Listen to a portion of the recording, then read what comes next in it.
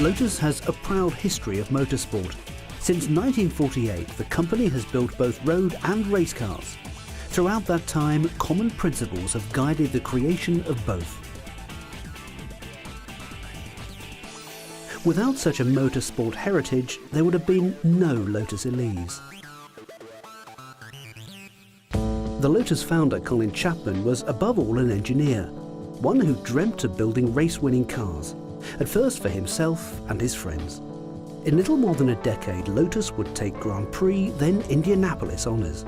In '67, Ford encouraged Chapman to develop a new car and engine side by side. I think that's really great. I think that this is the first time we've been able to coordinate the build of an engine and a chassis together and design each one to suit the other. And with the sort of weight and simplicity and power that keeps coming up, I think we're going to have a fabulous motor car. Colin Chapman and his men had but a few weeks to the first time out. Time was at a premium.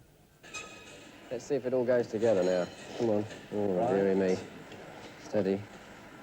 Steady. Down a bit, Doug, yeah. Yeah, that's fitting well. Beautiful. Yes. And now we bolt the rest of the suspension on the back of the engine, because the engine itself is forming part of the structure of the car. Right. And, of course, it holds it all together. Get those picking up on those bolts. And we hang the rear suspension on the back there. We've got a complete structure right through the car. And then we'll hang the rear suspension on, get it all mounted up, get it down, because we want to be testing in 2 days. The new Type 49, which used the engine as a chassis component, put the team streets ahead of the rest. This was Watkins Glen, US of A. No let up in front, Clark leading Hill and then Eamon. A slight spot of suspension trouble slows down the Flying Scotsman, but his lead is overwhelming. A shout of victory from Colin Chapman. Another shout for Graham Hill in second place. End of the season at Mexico City. As the dust settles, Hill's in front from Eamon's Ferrari and teammate Clark.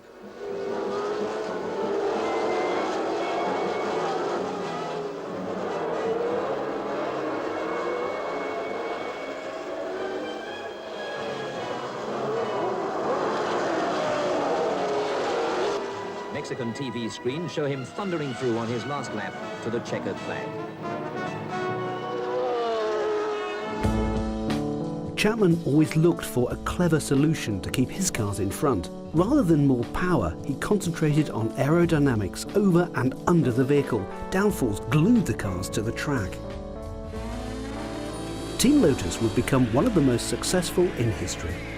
After Chapman's death, Lotus would carry on winning into the turbo age. For 4 decades, Chapman had been behind almost every successful engineering innovation to hit the racetrack, from the monocoque to the wedge. Today, the tradition lives on through classic Team Lotus. From Sterling Moss to Mario Andretti, from Jim Clark to Ayrton Senna, through Hill, Rindt, Fittipaldi, Peterson, Mansell, Piquet and many more, these cars were driven to victory by the gods of the track. Together they would win 79 Grand Prix, 6 drivers and 7 constructors' Formula One championships.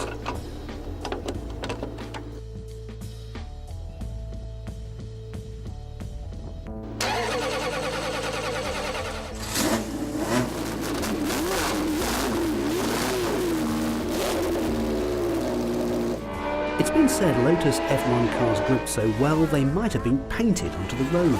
Innovation and ingenuity led the way. Chapman improved the handling of his first car by fitting the axle upside down. The race and rally-winning Lotus Cortina set new performance standards for a mass-produced car. Almost 20 years on, the Sunbeam Lotus would win the World Rally Championship. Aerodynamic ground effect glued the Type 78 onto the road. The twin chassis type was so revolutionary, other teams kept it off the track. And never able to resist a challenge, Lotus worked with the inventor to develop an Olympic medal-winning monocoque bike.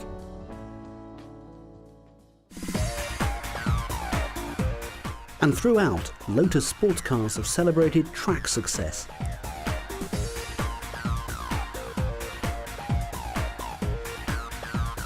The traditions of technical innovation, of achieving speed through handling and lightweight rather than brute power, of always looking for a new approach, these traditions have found their expression in race and road cars alike, ensuring that every generation of Lotus has produced a classic.